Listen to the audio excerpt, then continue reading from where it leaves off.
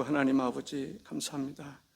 주께서 이 한 시간 은혜를 주셔서 하나님 말씀이 은혜로 여겨질 수 있도록 인도해 주옵소서. 하나님 말씀은 살았고 운동력이 있음을 감사드립니다. 우리 삶 속에서 여호와를 크게 경외할 수 있게 하옵소서. 예수님의 이름으로 기도하옵나이다. 아멘.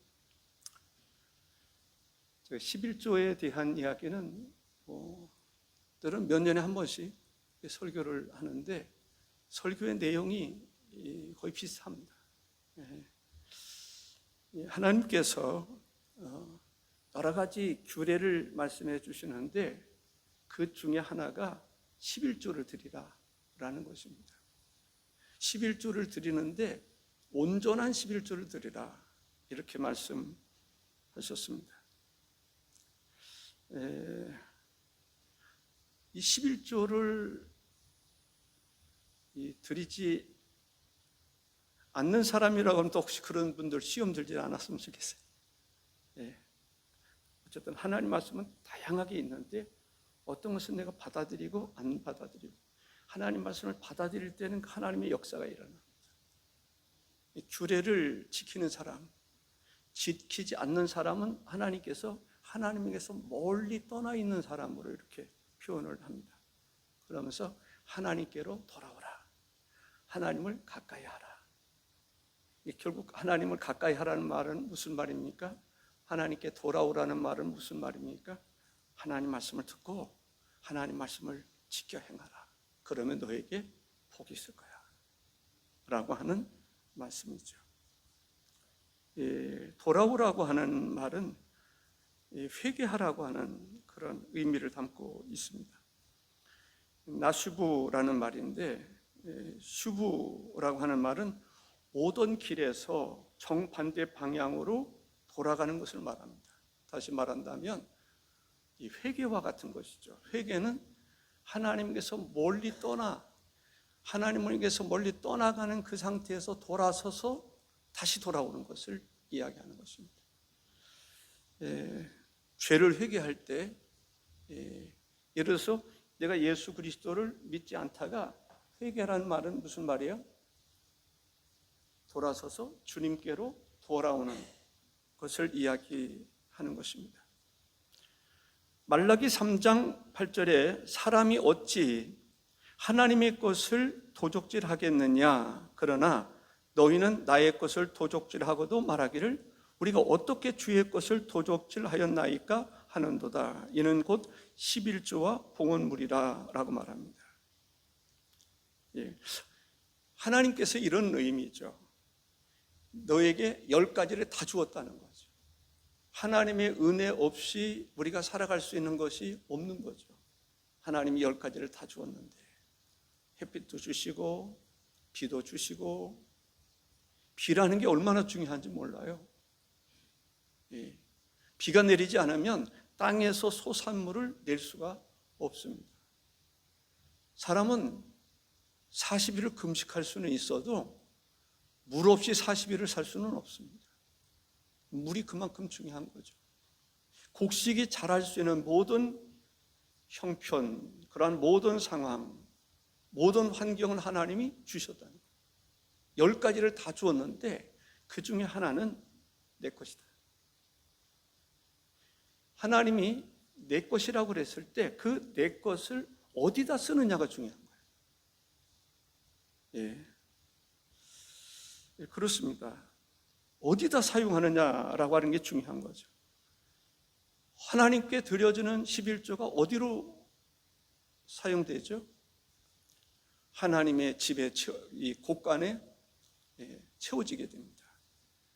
그리고 제사장이나 대제사장이나 제사장이나 레위 사람이나 하나님의 성전에서 하나님의 일을 하는 사람들에게 그것이 쓰여집니다. 그뿐만 아닙니다. 나그네를 비롯해서 고아와 과부 이러한 사람들을 위해서 쓰여지는, 정말 제사장 나라에 있어서 없어서는 안 될 것이 11조입니다. 11조가 없다면 제사장 나라는 불가능한 것입니다. 결국은 하나님의 일을 위해서 쓰여지는데 가장 귀한 물질이 11조라고 하는 것을 알 수가 있습니다. 만일 이스라엘 백성들이 11조를 드리지 않았을 때 어떤 현상이 일어났죠? 제사장들이 먹을 것이 없으니까 제사장직을 포기하고 농사를 짓거나 장사를 하거나 레위인다운 삶을 살아가지 못하는 것을 볼 수가 있습니다. 그러니까 예배가 무너지는 거죠. 예배가 무너지면 이스라엘 백성들이 하나님께 나가 하나님을 경배할 수 있겠습니까? 또 교회가 제사장 나라가 해야 하는 일들 중에 하나가 뭐예요? 어려운 사람들을 돌아보는 것입니다. 어려운 일을 돌아볼 수 있겠습니까? 결국은 제사장이 있으므로 내가 유익이 되는 것입니다. 내가 힘들고 어려울 때 11조를 통해서는 내가 도움을 받을 수가 있는 것입니다. 영적인 하나님의 일을 위해서 하나님께서는 11조는 하나님의 것이라고 말씀하시면서 하나님의 것을 빼앗으려고 하지 마라. 도적질하지 말라는 말은 무슨 말이냐면 하나님의 것을 강탈해 가지 마라, 빼앗아 가지 마라 라고 하는 의미를 가지고 있습니다.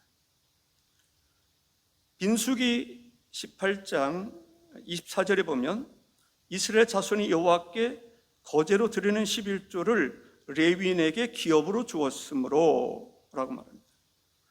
민수기 18장 28절에 보면 여호와께 드린 그 거제물은 제사장 아론에게로 돌리되 라고 합니다. 11조 중에 여호와께 거제로 드리고 여호와께 드린 그 거제물은 제사장 아론에게로 돌리되 라고 말합니다. 신명기 14장 29절에 보면 레위인과 내 성중에 거류하는 객과 및 고아와 과부들이 와서 먹고 배부르게 하라 라고 말합니다. 결국 11조를 드리는 사람들이 하나님의 교회에서 하나님의 일을 힘쓰는 사람, 하나님의 일을 섬기는 사람, 이들을 먹여 살리는 것입니다. 하나님의 성전을 관리하는데 일익을 담당하는 사람들입니다. 11조를 하는 사람들은 교회 사역뿐만 아니라 성전을 관리하는 것뿐만 아니라 이웃을 돌아보는 일을 하는 사람이다, 이렇게 말할 수가 있습니다. 그 하나님의 것을, 하나님의 일을 위해서 꼭 필요한 것을 쓰는 데 있어서 드리도록 한 11조를 드리지 않는 것을 성경은 하나님의 것을 도적질한다라고 이야기를 합니다.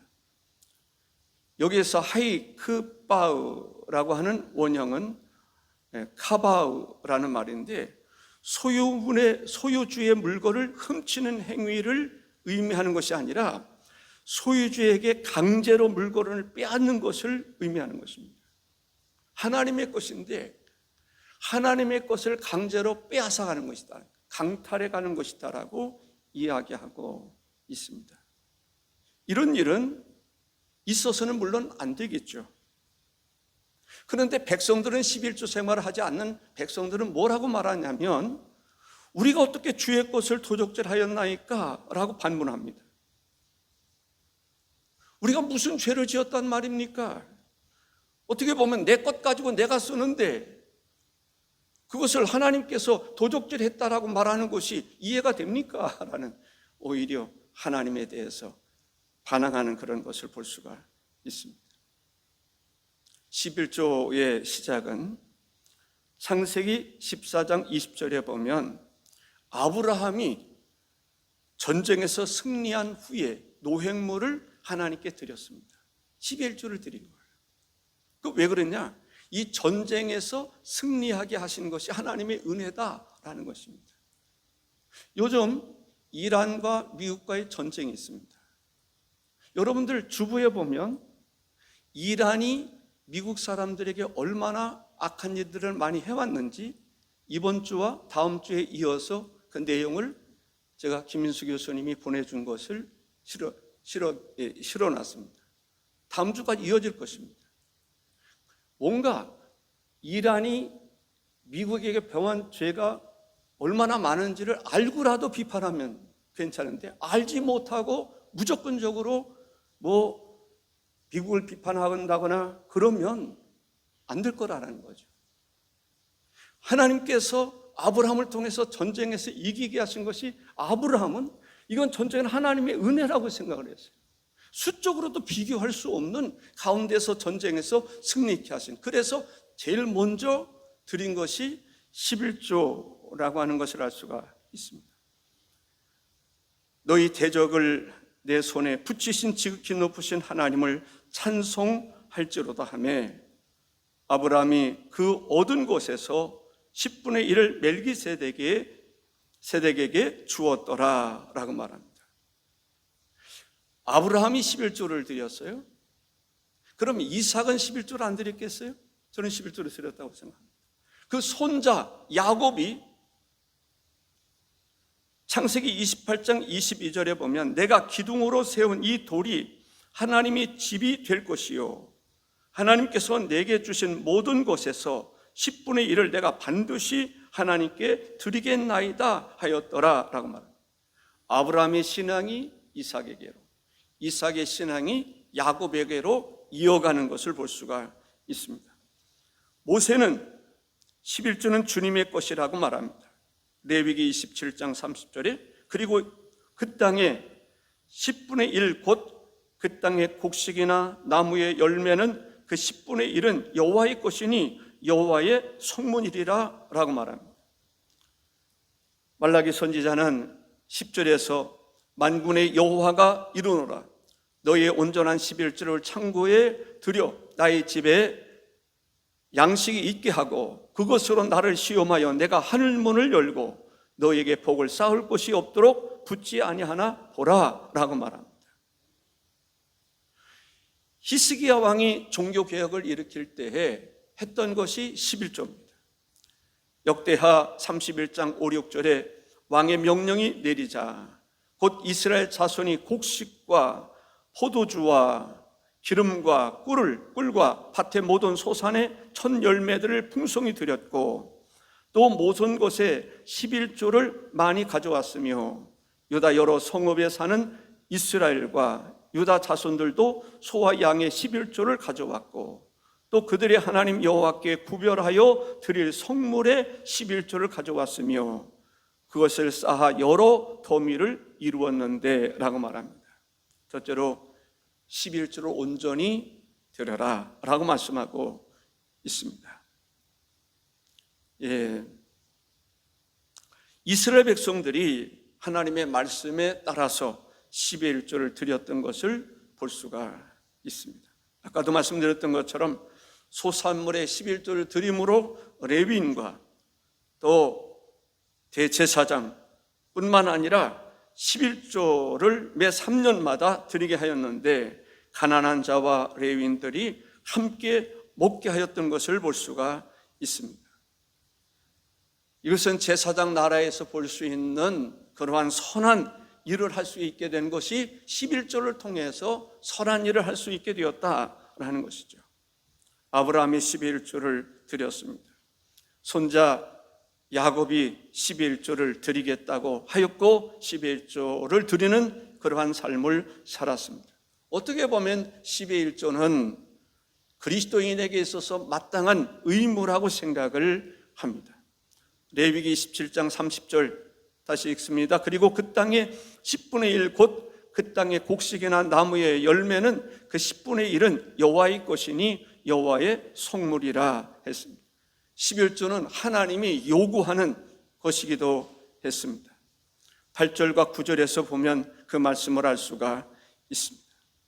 11조, 저는 11조에 대한 간증들이 많습니다.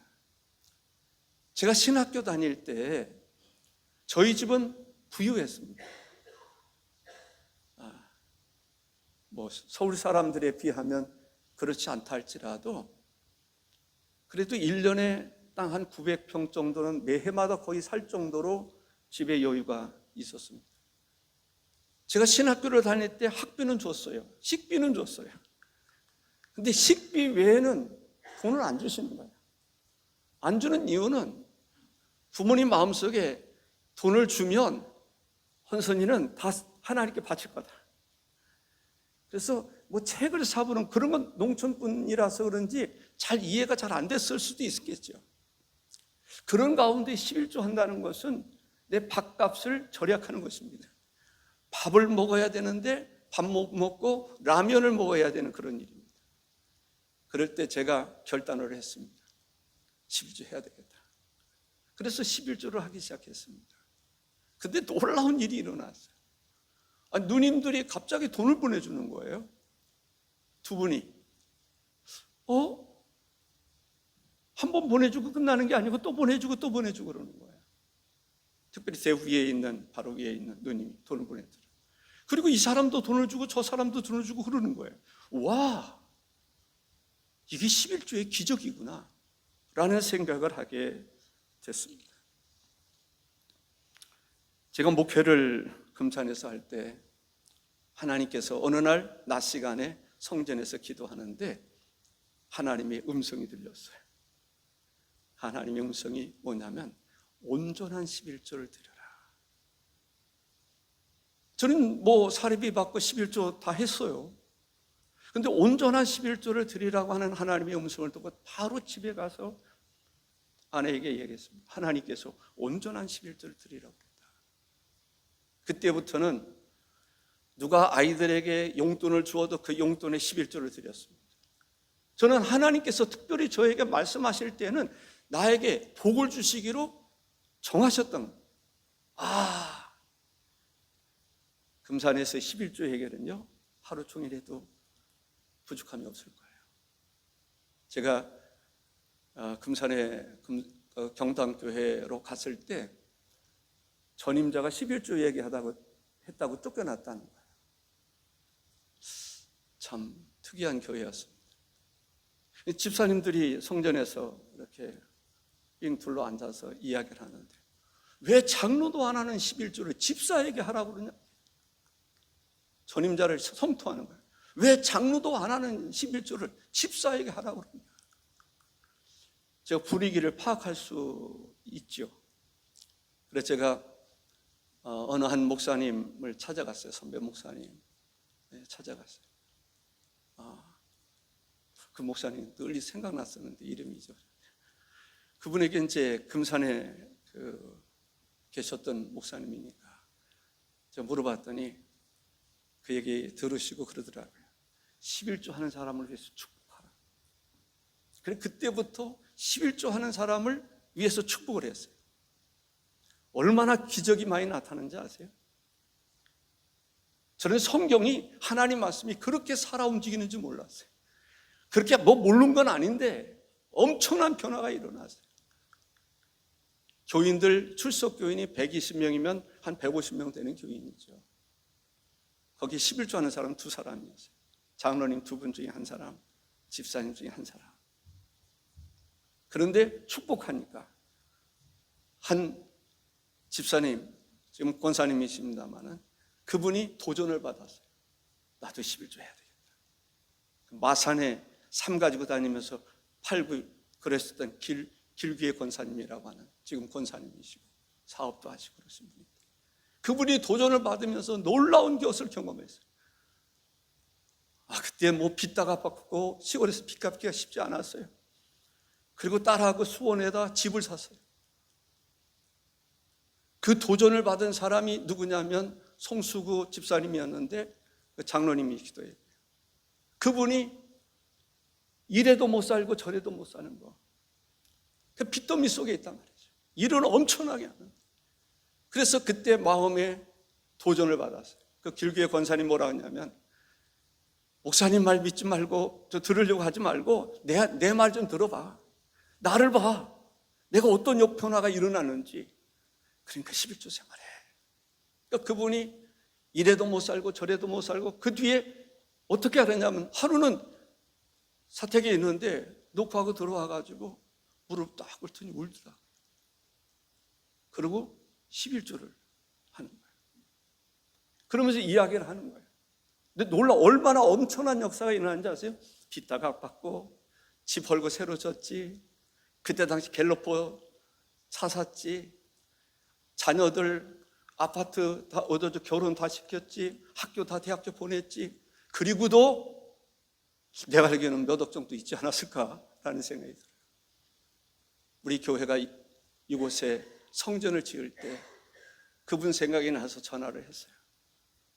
그랬더니 저녁에 전화를 했는데 송수 집사님이 안 계시고 그 부인이 전화를 받았어요. 무슨 일로 전화했냐? 돈이 좀 필요하다. 얼마나 필요하냐? 많이 필요하다. 그 다음날 새벽에 그 집사님이 전화했어요. 새벽같이 전화했어요. 목사님 4천만 원 드리면 되겠습니다. 정기적금 들었던 거 해약하고 그 뒤에, 그리고 1년인가 후에 내가 4천만 원을 딱 줬고 이자까지 딱 줬더니 그분이 이자의 절반을 헌금을 하더라고요. 그러면서 이야기하더라고요. 목사님, 저는 목사님이 개척 1년 만에 성전을 짓는다고 하는데 저는 돈을 빌려주면서 받으리라는 생각을 한 번도 못했어요. 돈 띈다 생각했어요. 근데 성령께서 얼마나 밤새도록 역사하시는지 제가 순종함으로 드렸습니다. 그때부터 11조가 역사가 일어나는데요, 정말 자기 자녀들까지 다 했어요. 어른들 가운데 11조 안 하는 사람 없었을 거예요. 왜? 눈으로 보잖아요. 하나님의 살아계심을 보잖아요. 한 분 더 이야기한다면 그분도 농촌 지도소에 다니시는 분인데 그분이 다 11조를 한다고 그러니까 그분은 감사헌금도 제대로 안 하시는 분이었거든요.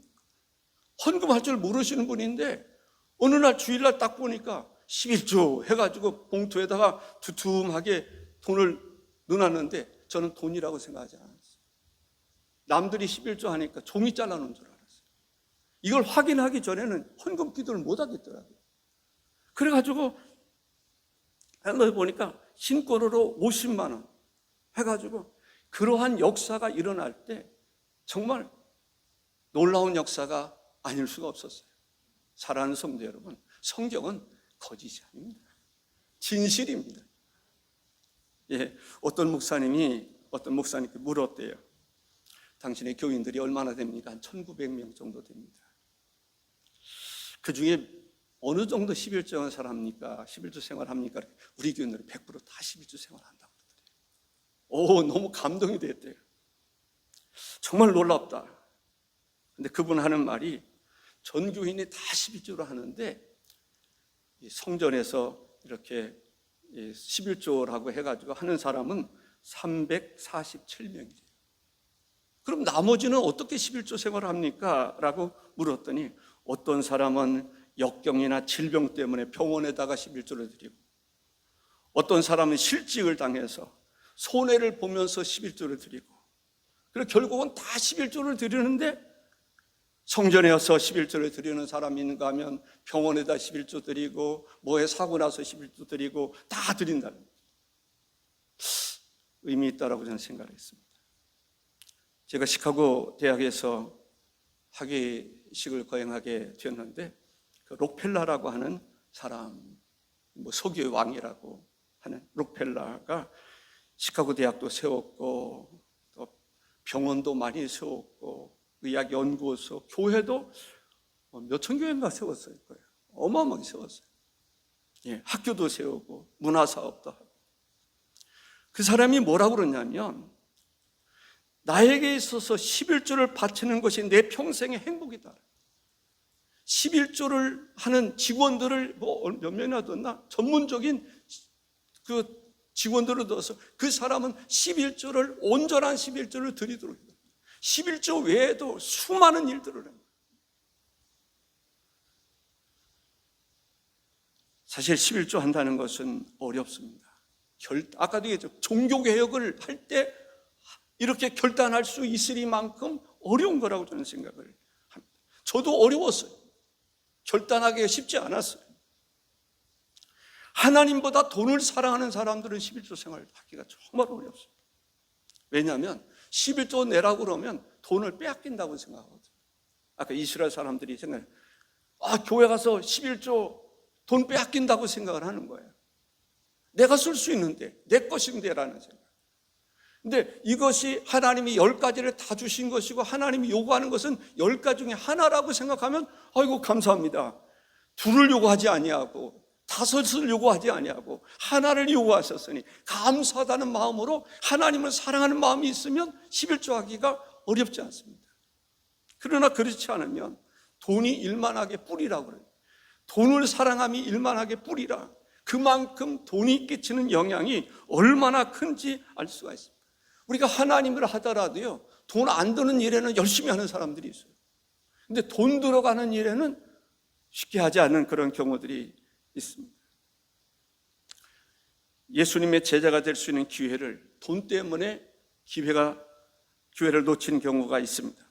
마태복음 19장 20절에서 22절에 보면 그 청년이 이르되 이 모든 것을 내가 지켜 싸운데 아직도 무엇이 부족하니까? 예수께서 이르시되 내가 온전하고자 할진대 가서 내 소유를 팔아 가난한 자들에게 주라. 그리하면 하늘에서 보화가 있으리라. 그리고 와서 나를 따르라 하시니 그 청년이 재물이 많음으로 이 말씀을 듣고 근심하며 가니라 했습니다. 11조 11조를 드리는 자에게는 약속된 축복이 있습니다. 온전한 11조를 창고에 드려라고 말합니다. 여기서 말하는 창고는 이 성전에 보면은 성전 옆에 방들이 있습니다. 이 11조와 성물을 드렸을 때 쌓아두는 곳간이라고 볼 수가 있습니다.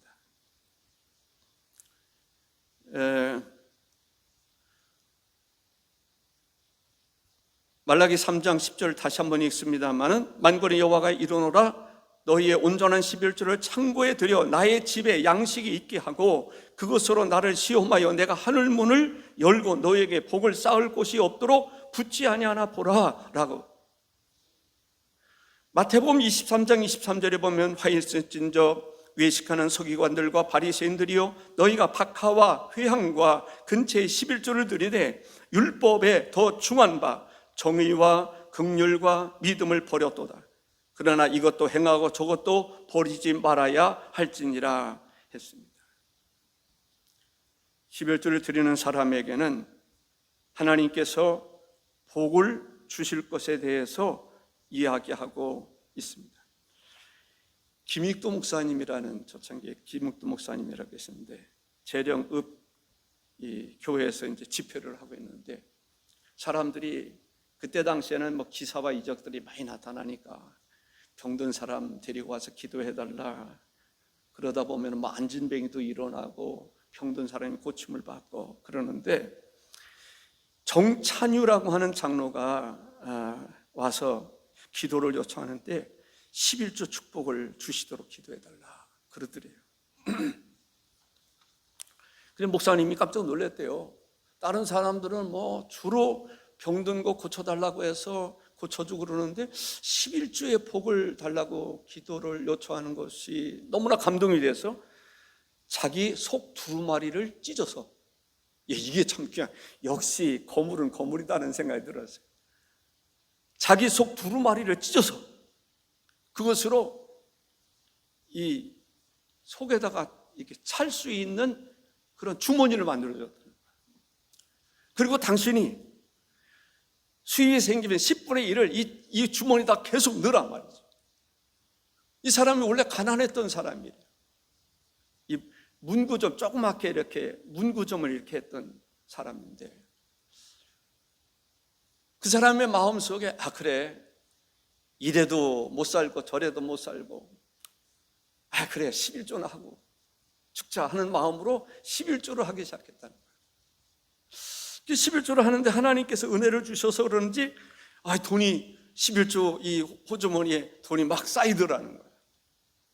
그러다가 이 사람 생각에 이 구멍가게 문구점 하지 말고 좀 다른 것 좀 해야 되겠다 해가지고 그 건축 자재 상회를 했대요. 건축 자재를 파는데. 근데 하나님께서 얼마나 그때 건축의 붐을 일어났을 때 복을 많이 주셨는지 이제는 자기가 이제 크게 부자가 됐으니까 내 집을 허름한 집을 헐고 참 현대식으로 멋있는 집을 하나 져야 되겠다. 그 생각을 하니까 기분이 그렇게 좋더래요. 근데 어느 날 갑자기 무슨 생각이 들었는데, 하나님의 성전은 정말 허스름한데 내가 내 집을 그렇게 뭐 삐까번쩍인지 모르겠지만 잘 지어야 되겠느냐 결단을 한 거예요. 내가 성전을 짓기 전에는 내 집을 짓지 않겠다. 그리고 나서 성전을 건축을 하는데 헌금을 하게 됐는데, 그때 당시에 3만 환을 헌금을 했대요. 3만 환. 지금은 잘 이해가 잘 안 될 거예요. 제가 예를 들어서 초등학교 5학년인가 6학년 때 엿장사를 했거든요. 그때 엿 하나 이만한 게 1원이었어요. 1원. 근데 지금은 엿 이만하면 얼마 갈까요? 지금 돈으로 말하면 한 30억, 40억 헌금을 한 거예요. 그래서 그 3만 평의 땅을 샀대요. 좀 상기식 이렇게 3만 평의 땅을 사고 현대식으로 교회를 지었다고 그럽니다. 그러니까 교인들이 볼 때는 얼마나 감동이 되겠어요. 와. 그래서 비석을 하나 만들어준 거예요. 비석같이 하나 만들어준 거예요. 정찬유 장로 기념 예배당. 비석을 하나 다. 너무 고마우니까. 근데 그 장로님이 교회를 안 나오더래요. 이야기를 왜 안 나왔지 하니까 저 멀리 있는 작은 교회, 다른 교회를 다니더라는 거예요. 깜짝 놀라가지고 목사님하고 교인들이 가가지고, 장로님 뭐 혹시 섭섭하신 것이 있습니까? 왜 이 교회를 두고 다른 교회를 나가십니까? 그랬더니 그분이 하는 말이 참 역시, 제가 지금까지 동부 교회에 출석한 것은 교회의 주인이 예수 그리스도이기 때문입니다. 그런데 이제는 그 교회의 주인이 바뀌어서 정찬유 장로가 지은 정찬유 개인의 교회가 되어버리고 말았습니다. 저는 더 이상 사람이 주인으로 앉아있는 교회에는 다닐 수가 없습니다. 그러니 그냥 조용히 돌아가세요. 그제서야 목사님과 교인들이 그 깊은 뜻을 깨닫고 정찬유 장로 기념 예배당이라고 하는 것을 지어버렸다고 합니다. 사랑하는 성도 여러분, 저는 하나님께서 지금도 살아계시는데 여러분들이 결단하기 어려운, 저는 감사한 것이요, 작년에 모처럼 11조 예산을 우리가 세웠는데 예산보다 교회가 11조를 더 많이 했더라고요. 그런 것은 거의 없었어요. 얼마나 감사한지 몰라요. 전체적인 것은 두 가지가 있는데, 감사헌금 예산을 세우는데 감사헌금 예산보다 더 많았습니다. 이런 일은 거의 없었어요. 한편으로는 감사가, 와, 11조를 교인들이 하고 있구나, 또 감사할 줄 아는 감사헌금을 많이 하고 있구나 라는 생각을 하게 됐습니다. 말라기 3장 11절에 만군의 여호와가 이르노라, 내가 너희를 위하여 메뚜기를 금하여 너희 토지의 소산을 먹어 없애지 못하게 하며 너희 밭에 포도나무 열매가 기한 전에 떨어지지 않게 하리니 라고 말합니다. 메뚜기를 금한다라는, 농작물에 피해가 없도록 하나님께서 지켜주시겠다라는 것입니다. 문득 선교 준비를 할 때 무슨 생각이 들었냐면 오영윤 권사님 생각이 들었어요. 바로 이곳이죠. 이곳에서 오영윤 권사님이 고추도 심고 뭐도 심고 이렇게 고구마도 심고 뭐 심었어요. 근데 쥐가 와가지고 갉아먹는 거예요. 그렇죠? 그래가지고 하나님 앞에 기도하, 너무 속상해서 기도하는 가운데 뭐라고 했다고요? 뭐라고 그랬어요? 쥐에 대해서? 예. 이 쥐가 그 갉아먹지 못하도록 말씀으로 선포를 했다는 거예요.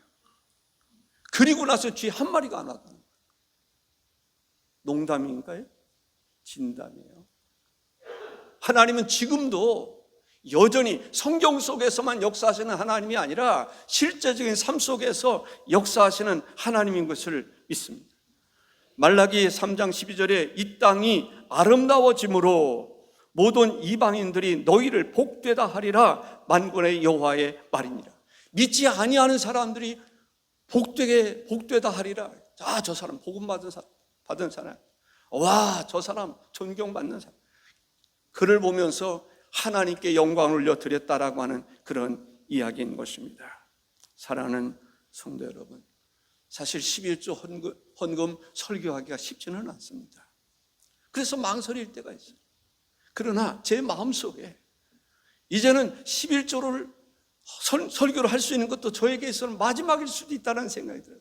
우리 교회에서 이제 은퇴하니까. 그러나 진심으로 말씀드리는 것입니다. 11조에는 하나님께서 약속해 주신 복이 있습니다. 11조 생활을 통해서 내가 당장 뭐가 짠하고 물질이 들어오지 않는다 할지라도 그 자손 만대에 하나님의 은혜가 있음을 저는 믿습니다.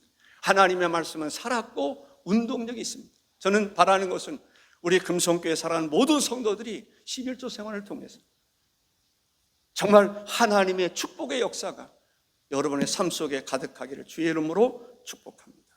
기도하겠습니다. 존귀한